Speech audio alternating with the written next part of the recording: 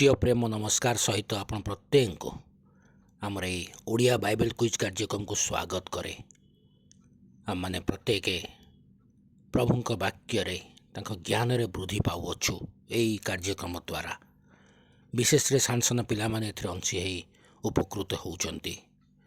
ଆପଣମାନଙ୍କୁ ମଧ୍ୟ ଅନୁରୋଧ କରେ, ଯେଉଁମାନେ ଶୁଣୁଛନ୍ତି ସେମାନେ ଚ୍ୟାନେଲଟିକୁ ସବସ୍କ୍ରାଇବ୍ କରନ୍ତୁ, ଅନ୍ୟକୁ ସେୟାର କରନ୍ତୁ, ସାନ ସାନ ପିଲାମାନଙ୍କୁ ଅଧିକରୁ ଅଧିକ ଏଥିରେ ଜଏନ୍ କରାନ୍ତୁ, ଯାହାଦ୍ୱାରା ସେମାନଙ୍କର ବାଇବେଲ ଜ୍ଞାନ ବୃଦ୍ଧି ପାଇବ। କାରଣ ଅଧିକ ସମୟରେ ସେମାନେ ମୋବାଇଲ ଧରି ବସନ୍ତି, ଆଉ ଏଇ ମୋବାଇଲ ମାଧ୍ୟମରେ ହିଁ ସେମାନଙ୍କ ବାଇବେଲ ଜ୍ଞାନ ବୃଦ୍ଧି ପାଉ, ଏହା ଆମେ ଚାହୁଁ। ଆପଣମାନେ ଏଥିରେ ଆମମାନଙ୍କୁ ସହଯୋଗ କରନ୍ତୁ। ଗତକାଲି ଯେଉଁ ପ୍ରଶ୍ନଟି ପଚରା ଯାଇଥିଲା ତାର ସଠିକ୍ ଉତ୍ତର ହେଉଛି ସାବିପଦା। ଆଜିର ପ୍ରଶ୍ନଟି ହେଉଛି ମନୁଷ୍ୟମାନଙ୍କ ମଧ୍ୟରେ ବନଗର୍ଦ୍ଧବ ସ୍ୱରୂପ କିଏ ଥିଲା?